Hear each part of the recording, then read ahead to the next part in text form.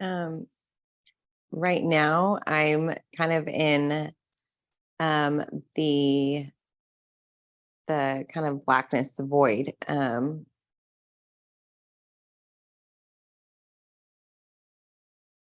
I'm kind of feeling like they are putting us here right now to ask some questions that they can answer for you. My higher self can come in and answer for us. So I just have a few questions about the void. Have you worked in the void before, or does the void feel familiar to you? The void does feel familiar. Yes, and doing work, I'm showing that like it's more or less a place you go to gain access to all. Beautiful. So do you feel any beings here, or do you just feel your higher self?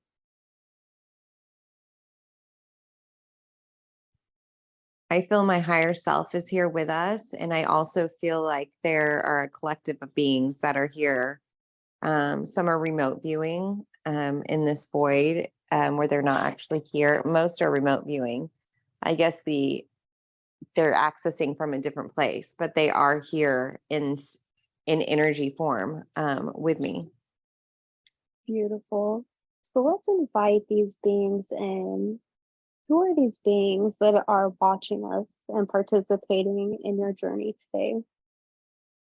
I'm showing that there's a lot of different collectives that are here watching this and participating right now. They're very curious about what's going on within the earth realm. And so that curiosity, and they're all learning things for their collective too, to take back. So they are here right now. Some are kind of fact finding and some are helping assist this transmission. Amazing. So why are they so interested in the earth? Because of the changes that earth is making right now and ascending. Beautiful. So we did have a few questions today. What would you like to tell us about disclosure and why they chose this particular time to disclose what they have found, or what the government has found about UFOs? They've chosen this time of disclosure because humanity's ready.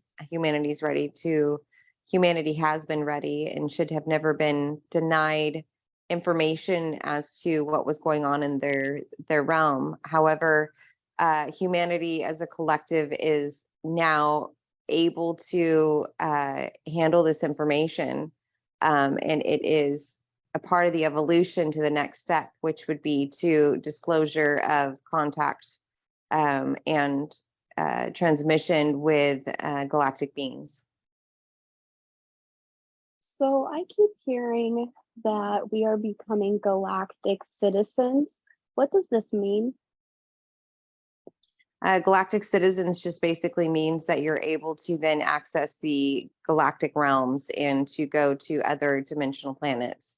However, this is a thing and something that's in the process. And the reason why access to the galactic realms was prohibited from humanity is because humanity was an experiment for natural evolution. And they were naturally supposed to evolve to be able to handle the galactic, to be able to go to different galactic worlds and enjoy themselves. But humanity, with all of its negative lower frequency stuff that they do, as far as just the energy or like the war or the destruction, is why we have not been able to open up the skies to allow intergalactic citizenship, because we didn't want that to affect the other areas. And humanity's been kind of encapsulated in this protective bubble, to allow the experiment for evolution and also to protect the rest of the galactic worlds from humanity's destruction. So when it comes to being a galactic citizen, does this happen on an individual level? Like, can some people go into outer space and some people can't? Or does this happen more for the entire collective of the planet? Usually things happen with the collective of the planet. However, there have been beings like human beings or people that are human in human bodies that have come down to this earth to help humanity, that feel like they're human beings, but they're really galactic citizens that have been able to come and to explore the galactic areas because it's been a part of us needing them to go back and pass that information on to humanity that they did explore. It's like a small trickle effect, like small, if you're opening a faucet and it would just like drip, drip, drip. It's just like we've had to kind of drip some of that information to lay the foundation for a disclosure and to the evolution of galactic, communication. Yeah, so why I feel like for the most part, most people have known that there's aliens at least for the last 15 years. Why did it take so long for our government to come out now?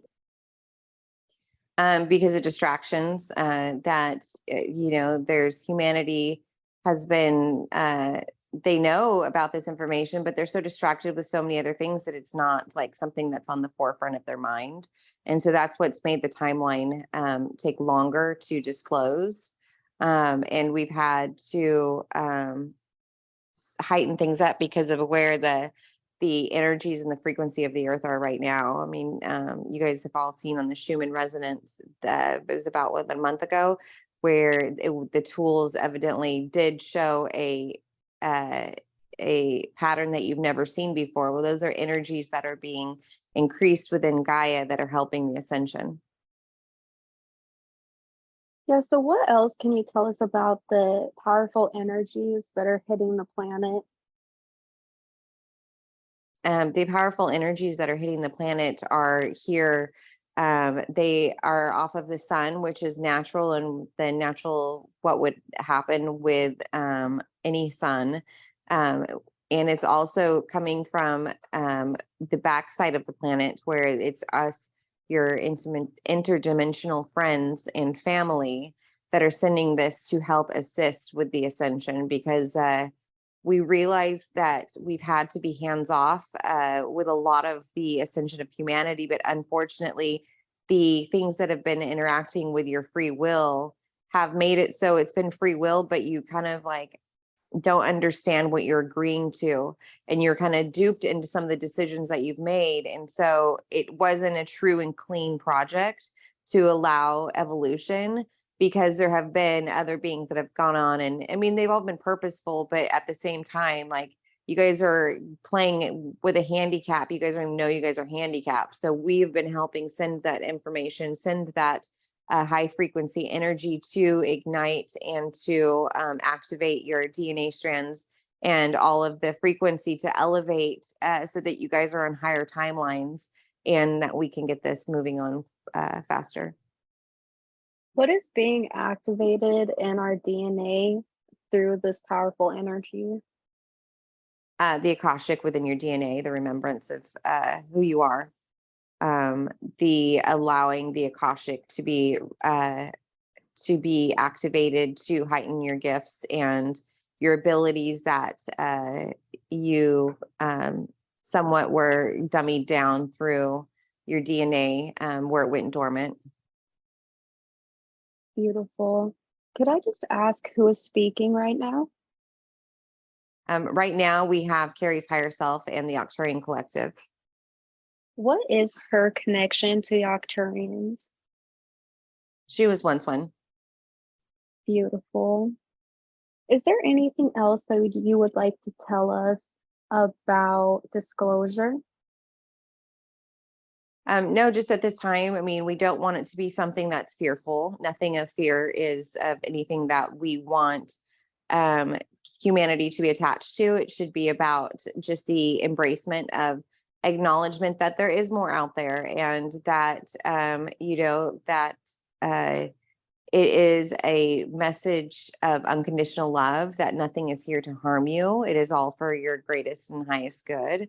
And that, we don't want it to distract from your main goals and purposes here on life. We just want it to be something that humanity's open-hearted to realizing that there's more out there, and to open their heart to just the excitement of it all.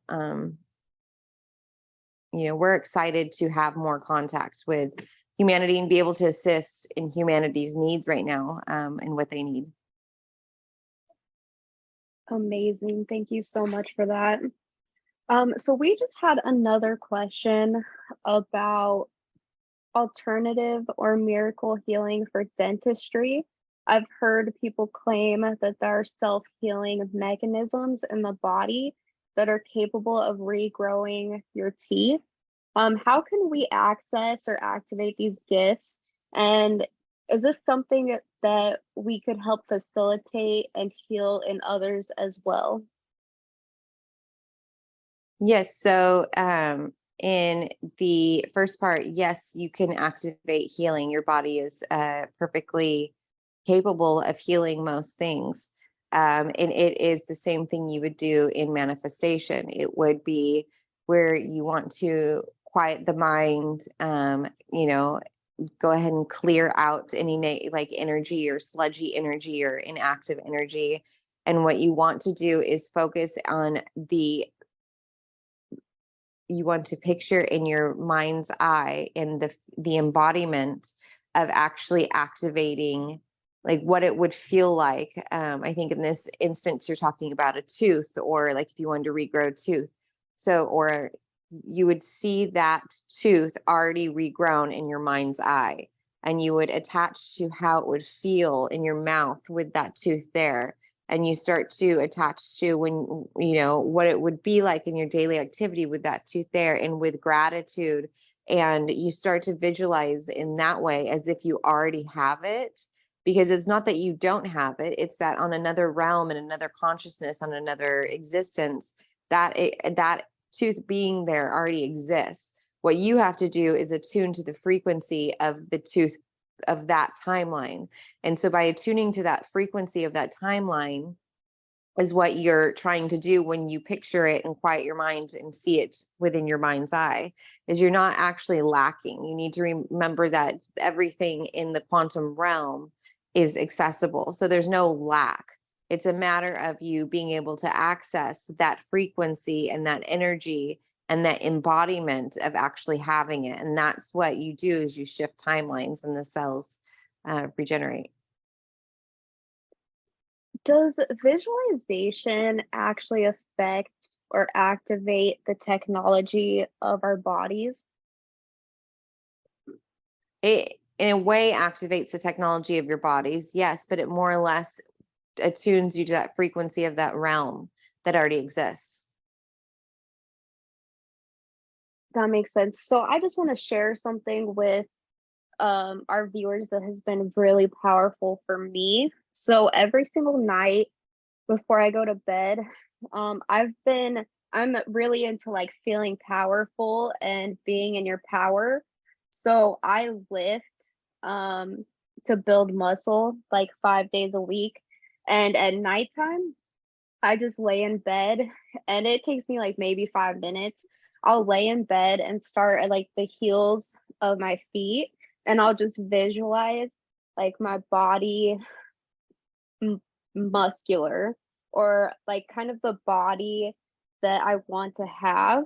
So, and since I started doing this, I have built so much muscle. Like, it's amazing how powerful visualization is. So thank you so much for that.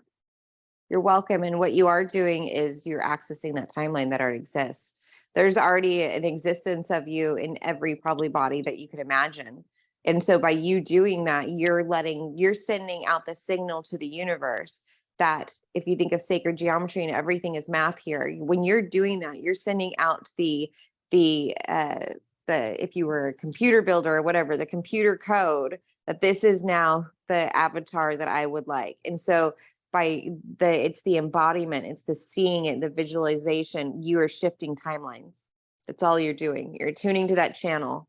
And the more and more you embody it, because humanity wants to have a linear timeline experience where they believe time exists, that does take, like, it doesn't happen overnight. Now, if you were in a reality where time didn't exist, you could manifest and snap your fingers and it would be boom in that body, right? But because humanity wants a linear timeline, what you're doing is you're, by repetitiveness and embodying that, you're sending out that sacred code to the universe that that's a timeline you want to attune to. And so we fine tune it to, as best as we can, to still create a linear timeline, and not like shock you to be like, oh, tomorrow you're just like that body. Like you would be like thrown, your mind would probably break if that happened, because you're like, how did that happen? Yesterday I was this body and today I'm this body. Like it would, and so we have to do it in a way that naturally progresses with a linear timeline. Does that make sense? Yeah, absolutely. So as we as the ascension continues and we reach these higher realms, are we going to be able to switch timelines that quickly? Like, are we really going to be able to take quantum jumps overnight? Yes. So we're really going to be able to have like whatever experiences we want to have. Yes. That are in that Amazing. dimension. So whatever dimension you're in, the experience is changed based on that dimension. So whatever you're able to access within the higher dimension that you're existing in is whatever experience you're able to have. And the more you attune your frequency higher and higher and learn the experiences you want to master and learn within those dimensions, once you've mastered those dimensions and you can elevate and ascend to a higher timeline, you can have the experiences within that timeline. But you can't have those experiences. Say you're at a 7th dimensional timeline, you can't have a 9th dimensional experience in that 7th dimensional timeline, because it just doesn't work that way. But you can have whatever experience that is allowed within the parameters within whatever dimension you're in. Yeah, absolutely. Thank you so much for that. You're welcome. So we just had a question about the wildfires in Maui, and even I guess the wildfires in Canada are still pretty bad too. What is manifesting these wildfires? What these wildfires are doing is releasing density. And there are, right now with this ascension, there are even the like nature, the trees and the leaves and the animals, and they are needing to be cleared, and they're leaving to a higher dimension. So by doing that, their physical bodies are being destroyed. And as far as Canada is what we're really showing, and allowing them to release to go to that higher dimension. And so in releasing that density, there's a lot of like Carrie doesn't know much about these like ley lines or key lines or something, that these are spots that there has accumulated a lot of density with what has happened with humanity on Earth. And so this destruction and alchemizing, the releasing is important for this time. And it also allows people in those communities that are affected to give them an opportunity to come together and to support one another. We felt like what's happened was during like the lockdown, for example, you all had to like Carrie's way she always sees it is like humanity got put in a timeout chair, and they were like, okay, you need to look at your life, you need to reevaluate, and kind of like, we're going to take away all the distractions, right? And like really get you to think about like what's important to self-reflection. That's when a lot of people, the awakening and kind of exploring different things that have been going on in this world that they had no idea about. And that happened, and then people went back to their daily lives. And for a lot of people, they did stay in that place of gratitude and getting back on their path. But there's a lot of humanity that didn't and got distracted again, and they forgot the main lesson they learned in timeout. And so when these destructions happen, it's a great opportunity for humanity to come together and to support one another, and to remember what's important in their lives, and to love one another, and to go back and revisit some triggers, by having lack or in fear, and giving them different opportunities to learn and choose a different way of being in a higher dimensional state. And so there's a lot of different things that happen in these destructions, but those are some examples. And then with Maui, that is like we're showing Carrie, like it and she was told this the other day, was kind of like the heart of the earth. And we're showing her that there is a lot of energy of love there, and that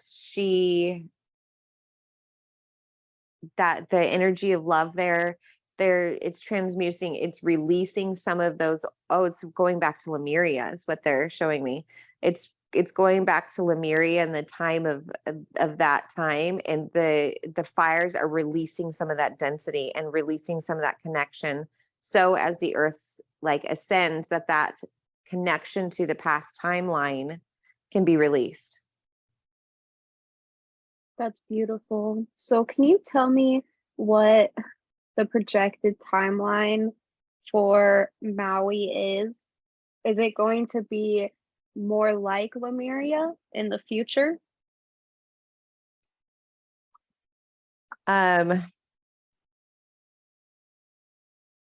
Like in the future, it will, like the earth has to terraform in a way. So it has the capabilities, but it's not, as far as right now, what's going to happen in Maui, because the earth's there's going to be changes with earth, and there's going to be different versions of earth. And so the earth is going to ascend to a fifth dimensional planet. But there's going to be like an echo of earth left behind that will need to be refurbished in a way. The version of earth that's third dimensional density will be left behind when the earth ascends to the fifth dimensional density. And so the third dimensional density of the earth that's left behind, it will not look like Lemuria. It will need time to like the pollutants and everything to detox. And that's what we're talking about, the terraforming. Now the version of earth that's ascending to the fifth dimension, it'll be a co-creation where all possibilities exist within the fifth dimensional reality. And so it has the possibility to be like Lemuria if that's what the co-creation of the collectives that inhabit the fifth dimensional earth wish it to be. So I know we hear a lot about how the planet is ascending, and I understand that the fifth dimension is definitely our goal. Do you see the earth ever ascending past the fifth dimension? We see that once the fifth dimension is mastered, that planet will still stay a learning planet as a fifth dimensional planet, but it will be opened up for all the beings within that have mastered the fifth dimension to go to seventh dimensional areas. And so, and then the earth spirit that is encompassing the fifth dimensional body of the earth will have the ability to move to the seventh dimensional planet, but will not take the body of the 5D earth with her, if that makes sense. Like she is able to ascend to a seventh dimensional planet, but the core, the root, the body of the fifth dimensional planet that she's in will be then still, it'll be like she leaves it, and it allows for another spirit to come into the fifth dimensional planet. So we do not see the physical fifth dimensional earth ascending to 7D, but we do see that the soul of the earth can ascend higher. But after 5D, there are no like real physical bodies.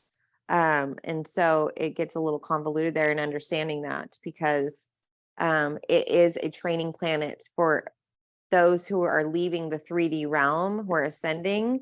This like fifth dimensional planet needs to be there to be a training ground for them to master all the skills that they want to master within a 5D realm.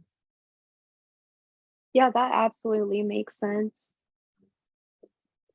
So we actually just had one more question about why are so many people feeling the need to leave their 3D jobs and really pursue their passion? That's because it's about we talk about a lot of evolution here, but it is evolution really in a lot of ways, the evolution of the soul, evolution of many things, the mind, body, soul.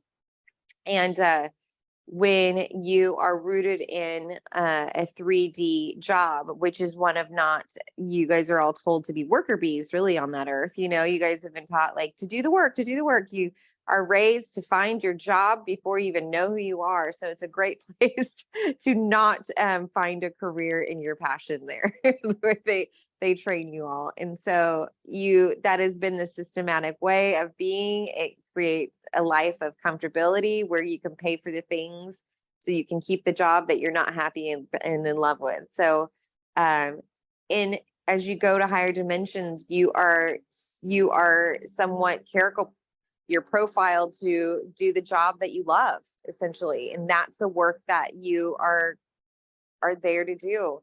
And so it's a way to transition to that new way of being and exploring life and just following your passions and being in the now. And because you are constantly changing who you are.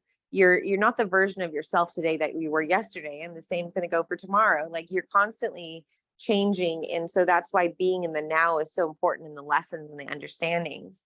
And so that's where passion is more organic and more flowing. And your careers of passion may not be the same tomorrow as they are today, but as long as you're living in that state of unconditional love for self, living in balance and harmony with all abundance and everything will be provided for you.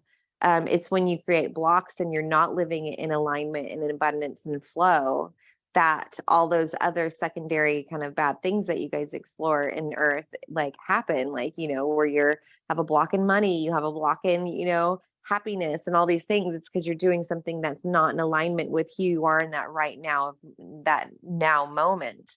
And so that's why people are being pulled to more of their passions to be aligned for the evolution. So when they do ascend higher, that this is just a training ground for them to understand they can manifest all of those things that they need when their alignment and flow with their passion and their gifts at that now moment. Amazing. Do you have any other messages for the collective? We just have messages of unconditional love for the collective. We love you guys so much, and we're here supporting you.